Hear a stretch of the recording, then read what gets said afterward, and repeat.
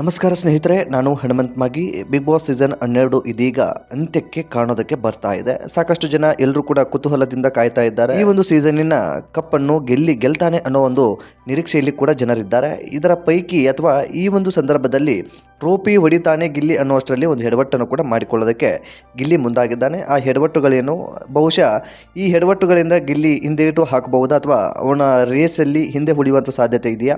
ಈ ಕುರಿತಾಗಿ ಒಂದಿಷ್ಟು ಸತ್ಯಾಸತ್ಯತೆಯನ್ನು ಗಮನಿಸ್ತಾ ಹೋಗೋಣ. ವಿಡಿಯೋನ ಕೊನೆವರೆಗೂ ನೋಡಿ. ಆಗಲೇ ಮಾತ್ರ ನಿಮಗೆ ಖಂಡಿತವಾಗಿಯೂ ಮಾಹಿತಿ ಏನು, ಗಿಲ್ಲಿ ಮಾಡ್ತಾ ಇರುವಂಥ ತಪ್ಪು ಏನು, ಅದೇ ರೀತಿಯಾಗಿ ಗಿಲ್ಲಿ ಮಾಡಿದ್ದೇ ಸರಿನಾ, ಹಾಗಾದರೆ ಈ ಕುರಿತಾಗಿ ಮಾಹಿತಿ ಅರ್ಥ ಆಗೋದಕ್ಕೆ ಸಾಧ್ಯವಾಗುತ್ತೆ. ಸೊ ಹಾಗಾಗಿ ಈ ಒಂದು ವಿಡಿಯೋನ ಕೊನೆವರೆಗೂ ನೋಡಿ ಅಂತ ಹೇಳೋದಕ್ಕೆ ಇಷ್ಟಪಡ್ತೀನಿ. ಜೊತೆಗೆ ನೀವೇನಾದರೂ ಚಾನಲ್ನ ಸಬ್ಸ್ಕ್ರೈಬ್ ಮಾಡಿಕೊಳ್ಳದೆ ವಿಡಿಯೋ ನೋಡ್ತಿದ್ರೆ ಈ ಕೂಡಲೇ ಸಬ್ಸ್ಕ್ರೈಬ್ ಮಾಡಿ ಹಾಗೂ ನೋಟಿಫಿಕೇಷನ್ಗಾಗಿ ಬೆಲ್ ಐಕನ್ ಕೂಡ ಕ್ಲಿಕ್ ಮಾಡಿಕೊಳ್ಳಿ. ಇನ್ನು ಈ ಒಂದು ವಿಡಿಯೋಗೆ ಲೈಕ್ ಕೂಡ ಮಾಡಿ.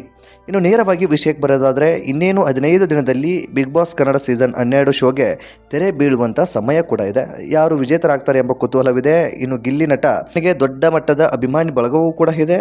ಈ ಒಂದು ಸೀಸನ್ನ ವಿನ್ನರ್ ಗಿಲ್ಲಿ ಆಗ್ತಾನೆ ಅನ್ನೋ ರೀತಿಯ ನಿರೀಕ್ಷೆಗಳು ಕೂಡ ಇದ್ದಾವೆ. ಈ ಎಲ್ಲದರ ಮಧ್ಯೆ ಕೆಲ ತಪ್ಪುಗಳನ್ನು ಗಿಲ್ಲಿ ಮಾಡ್ತಾ ಇದ್ದಾನೆ. ಬಿಗ್ ಬಾಸ್ ಮನೆಯಲ್ಲಿ ಗಿಲ್ಲಿ ನಟ ಅವರಿಗಿಂತ ದೊಡ್ಡ ವಯಸ್ಸಿನವರು ಕೂಡ ಸಾಕಷ್ಟು ಜನರಿದ್ದಾರೆ. ಆ ಪೈಕಿ ಹುಡುಗರಿಗೆ ಎಲ್ಲರಿಗೂ ಕೂಡ ಅಣ್ಣ ಎಂದು ಕರೀತಾನೆ. ಬಹುತೇಕ ಎಲ್ಲರ ಜೊತೆಯೂ ಕೂಡ ಜಗಳವನ್ನು ಆಡಿದ್ದಾನೆ. ಆದರೆ ಅಶ್ವಿನಿ ಗೌಡ ಅವರಿಗೆ ನೀನು ಹೋಗು ಬಾ ಅನ್ನೋ ಒಂದು ಉದ್ದೇಶಪೂರ್ವಕವಾಗಿ ಮಾತನಾಡಿದ್ದಾನೆ.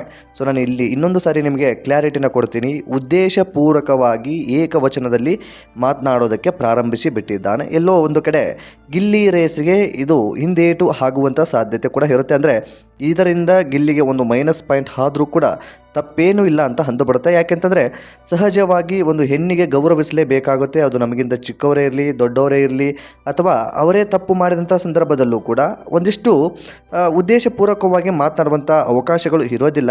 ಬಹುತೇಕ ತೇಜೋವಧೆ ಮಾಡುವಂಥದ್ದಾಗಿರ್ಬೋದು ಅಥವಾ ಬೇರೆ ಬೇರೆ ವಿಚಾರಕ್ಕೆ ಸಂಬಂಧಪಟ್ಟ ಹಾಗೆ ಅವರನ್ನು ಕೆಳಗಾಕಿ ಮಾತನಾಡುವಂಥದ್ದಾಗಿರ್ಬೋದು. ವಿಶೇಷವಾಗಿ ಅವರಿಗೆ ಗೌರವ ಕೊಡದೇ ಇದ್ರೂ ಪರವಾಗಿಲ್ಲ, ಜೊತೆಗೆ ಅವರ ಏಜಿಗಾದರೂ ನಾವು ಗೌರವವನ್ನು ಕೊಡಬೇಕಾಗುತ್ತೆ. ಆದರೆ ಗಿಲ್ಲಿ ಅದನ್ನು ಮರೆತು ಅವರಿಗೆ ಏಕವಚನದಲ್ಲಿ ಮಾತನಾಡೋದಕ್ಕೆ ಪ್ರಾರಂಭಿಸಿ ಬಿಟ್ಟಿದ್ದಾನೆ. ಅದು ಕೂಡ ಒಂದು ವೀಕ್ನೆಸ್ ಆಗುವಂಥ ಸಾಧ್ಯತೆ ಇರುತ್ತೆ ಹಾಗೂ ಅದು ಒಂದು ದೊಡ್ಡ ಎಡವಟ್ಟು ಆಗುವಂಥ ಸಾಧ್ಯತೆಯೂ ಕೂಡ ಇರುತ್ತೆ. ಇನ್ನು ಕಾವ್ಯಸವ್ಯ ಭಾವನೆಗಳಿಗೆ ಬೆಲೆ ಕೊಡುವಂಥ ಗಿಲ್ಲಿ ನಟ ಉಳಿದವರ ಮಾತಿಗೆ ಬೆಲೆ ಕೊಡೋದಿಲ್ಲ, ಗೌರವ ಕೊಡೋದಿಲ್ಲ. ಇನ್ನು ಈ ಒಂದು ಮಾತನ್ನು ಈಗಾಗಲೇ ಹಳೆಯ ಸ್ಪರ್ಧಿಗಳು, ಈಗಾಗಲೇ ಮಾಜಿ ಸ್ಪರ್ಧಿಗಳಂತ ಏನು ಕರಿತೀವಿ, ಅವರು ಸಾಕಷ್ಟು ಜನ, ಪ್ರತಿಶತ 90ರಷ್ಟು ಜನ ಒಪ್ಕೊಂಡು ಬಿಟ್ಟಿದ್ದಾರೆ.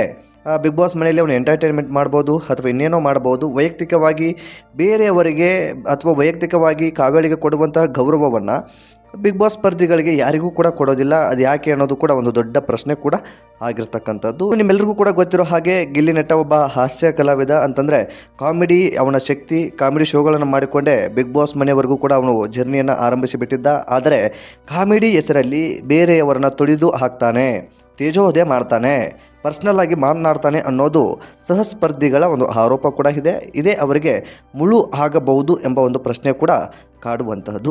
ಅಶ್ವಿನಿ ಗೌಡ ಅವರಿಗೆ ವಿಗ್ಗು, ಹಲ್ಸೆಟ್ಟು, ಮುದುಕಿ, ವಯಸ್ಸಾಗಿದೆ ಎಂದು ಕರೆಯೋದು ಎಷ್ಟು ಸರಿ ಎಂಬ ಒಂದು ಪ್ರಶ್ನೆ ಕಾಡುತ್ತೆ. ಅಲ್ಲದೆ ಈಗಾಗಲೇ ಬಿಗ್ ಬಾಸ್ ಮನೆಯಿಂದ ಹೊರಗೆ ಬಂದಿರುವಂತಹ ಜಾನ್ವಿಗೂ ಕೂಡ ಇದೇ ರೀತಿಯಾಗಿ ನಿಂದಿಸ್ತಾ ಇದ್ದ. ಮುದುಕಿ, ಅಜ್ಜಿ, ಡೈ ಹಾಯ್ಕೊಳ್ತೀಯಾ ಎಂದು ಹೀಯಾಳಿಸ್ತಾ ಇದ್ದ.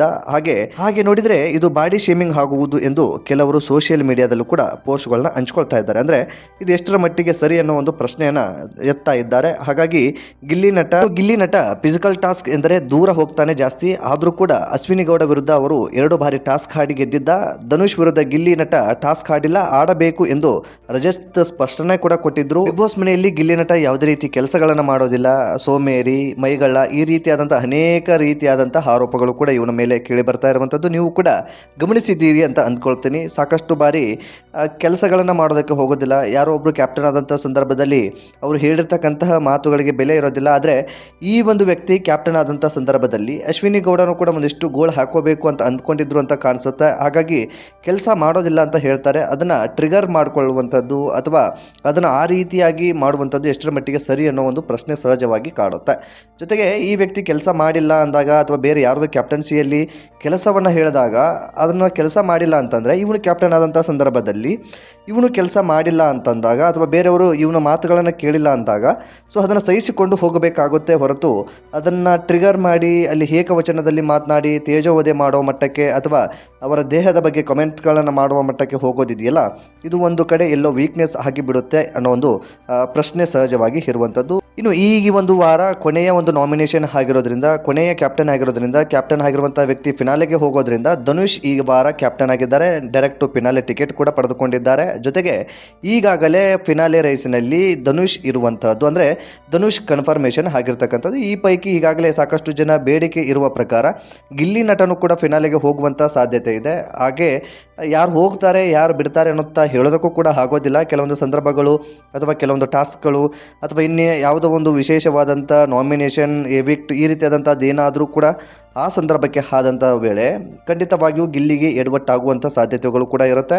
ಸೊ ಈ ಪೈಕಿ ಒಟ್ಟಾರೆಯಾಗಿ ಗಿಲ್ಲಿ ನಟ ಬಿಗ್ ಬಾಸ್ ಮನೆಯಲ್ಲಿ ಜರ್ನಿ ಅಥವಾ ಬಿಗ್ ಬಾಸ್ ಜರ್ನಿಯಲ್ಲಿ ಸಾಕಷ್ಟು ರೀತಿಯಾಗಿ ತನ್ನ ಒಂದು ವರ್ಚಸ್ಸನ್ನು ಉಳಿಸ್ಕೊಂಡು ಬಂದಿದ್ದಾನೆ. ಜನಗಳ ಬೆಂಬಲವನ್ನು ಕೂಡ ಪಡೆದುಕೊಂಡಿದ್ದಾನೆ. ತನ್ನದೇ ಗತ್ತಿನಲ್ಲಿ ಅಥವಾ ತನ್ನದೇ ವೇಯಲ್ಲಿ ಒಂದು ಆಟವನ್ನು ಆಡಿಕೊಂಡು ಹೋಗ್ತಾ ಇದ್ದಾನೆ. ಟಾಸ್ಕ್ ವಿಚಾರದಲ್ಲಿ ಗಿಲ್ಲಿ ಒಂದು ಕಡೆ ಹಿಂದೇಟು ಹಾಕುವಂಥ ಸಾಧ್ಯತೆ ಇರುತ್ತೆ. ಆದರೆ ಈಗಾಗಲೇ ಒಂದು ಕ್ಯಾಪ್ಟನ್ ಆಗಬೇಕಾಗಿತ್ತು, ಕ್ಯಾಪ್ಟನ್ ಕೂಡ ಆಗಿದೆ. ಅಂದರೆ ಬಿಗ್ ಬಾಸ್ ಮನೆಯ ಸ್ಪರ್ಧಿಗಳು ಬಂದಿರತಕ್ಕಂಥ ಕುಟುಂಬದವರು ಇವನಿಗೆ ವೋಟ್ ಮಾಡಿ ಜೊತೆಗೆ ರೇಸ್ನಲ್ಲಿ ಬಿಟ್ಟು ಅಶ್ವಿನಿ ಜೊತೆಗೆ ಗೇಮನ್ನು ಆಡಿ ಕ್ಯಾಪ್ಟನ್ ಆಗ್ತಾನೆ. ಆದರೆ ಈ ಒಂದು ರೇಸಲ್ಲಿ ಅಶ್ವಿನಿ ಅವರು ಕ್ಯಾಪ್ಟನ್ ಆಗಬೇಕು ಅಂತ ಸಾಕಷ್ಟು ಭರವಸೆಗಳನ್ನು ಇಟ್ಕೊಂಡಿದ್ರು. ಏನೋ ಆಗಬೇಕು ಅಂತ ಪ್ರತಿ ಸಲ ತನ್ನ ಪ್ರಯತ್ನವನ್ನು ಕೂಡ ಮಾಡ್ತಾ ಇದ್ರು. ಆದರೆ ಎಲ್ಲೋ ಒಂದು ಕಡೆ ಮತ್ತೆ ಫೇಲ್ ಆಗುವ ಮೂಲಕ ಬಿಗ್ ಬಾಸ್ ಮನೆಯ ಅಥವಾ ಬಿಗ್ ಬಾಸ್ ಸೀಸನ್ 12ರ ಕ್ಯಾಪ್ಟನ್ ಆಗುವಲ್ಲಿ ಅವರು ವಿಫಲರಾಗಿ ಬಿಡ್ತಾರೆ. ಈಗಾಗಲೇ ಕ್ಯಾಪ್ಟನ್ ಆಗುವಂಥ ಅವಕಾಶ ಎಲ್ಲವೂ ಕೂಡ ಕಳೆದುಕೊಂಡು ಬಿಟ್ಟಿದೆ. ಇನ್ನೇನು ಬಿಗ್ ಬಾಸ್ ಮನೆ ಅಥವಾ ಬಿಗ್ ಬಾಸ್ ಆಟ ಕೇವಲ 15 ದಿನಗಳ ಬಾಕಿ ಇದೆ. 15 ದಿನದಲ್ಲಿ ಬಿಗ್ ಬಾಸ್ ಸೀಸನ್ ಮುಗಿಯುವಂಥ ಸಾಧ್ಯತೆ ಇದೆ. ಇನ್ನು ಅಧಿಕೃತವಾಗಿ ಯಾವುದೇ ರೀತಿಯಾದಂಥ ಘೋಷಣೆ ಅಂಥದ್ದು ಯಾವುದೂ ಕೂಡ ಆಗಿಲ್ಲ.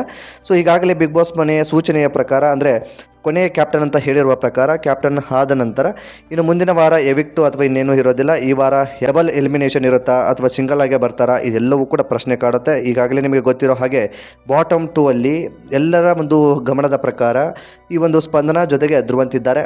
ಈ ಪೈಕಿ ಈ ಒಂದು ವಾರ ಮನೆಯಿಂದ ಹೊರಗಡೆ ಯಾರು ಬರ್ತಾರೆ ಅನ್ನೋದು ಸಾಕಷ್ಟು ಜನರಿಗೆ ಇರುವಂಥ ಪ್ರಶ್ನೆ.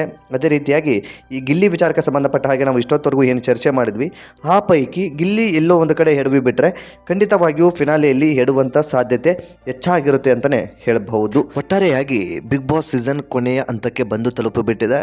ಗಿಲ್ಲಿ ಮಾಡ್ತಾ ಇರುವಂಥದ್ದು ಇಷ್ಟು ದಿನ ಉಳಿಸಿಕೊಂಡು ಬಂದಿರತಕ್ಕಂಥ ಅಭಿಮಾನಿಗಳ ಒಂದು ಗುಂಪನ್ನು ಉಳಿಸ್ಕೊಂಡು ಮುಂದೆ ಸಾಗಿ ಕಪ್ಪನ್ನು ಗೆಲ್ಲುವಲ್ಲಿ ಯಶಸ್ವಿ ಆಗ್ತಾನ ಅಥವಾ ಎಲ್ಲೋ ಒಂದು ಕಡೆ ಎಡವಿ ಮತ್ತೆ ಕಪ್ಪನ್ನು ಕೈಯಿಂದ ತಪ್ಪಿಸ್ಕೊಳ್ತಾನ, ಈ ರೀತಿಯಾದಂಥ ಪ್ರಶ್ನೆ ಕುತೂಹಲ ಜನರಲ್ಲಿ ಕಾಡ್ತಾ ಇದೆ.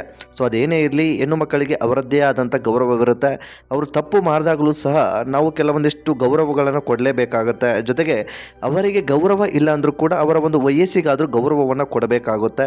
ಸೊ ಈ ಎಲ್ಲದರಲ್ಲೂ ಕೂಡ ಗಿಲ್ಲಿ ಯಾವುದೋ ಒಂದು ಭಾಗದಲ್ಲಿ ಈ ರೀತಿಯಾದಂತಹ ಫೇಲ್ಗಳನ್ನು ಅನುಭವಿಸ್ತಾ ಇದ್ದಾನೆ ಅಥವಾ ಒಂದು ಯಾವುದೋ ಕಡೆಯಿಂದ ಫೇಲ್ ಆಗ್ತಾ ಇದ್ದಾನೆ ಅಂತ ಮೇಲ್ನೋಟಕ್ಕೆ ಕಾಣಿಸುತ್ತೆ. ಇದರಿಂದ ಸಾಕಷ್ಟು ಚರ್ಚೆ ಅಂಥದ್ದೆಲ್ಲವೂ ಕೂಡ ಸೋಷಿಯಲ್ ಮೀಡಿಯಾದಲ್ಲಿ ನಡೀತಾ ಇರೋದ್ರಿಂದ ಆ ಕುರಿತಾಗಿ ನಿಮ್ಮೊಟ್ಟಿಗೆ ಮಾಹಿತಿಯನ್ನು ಹಂಚಿಕೊಂಡಿದ್ದೀನಿ.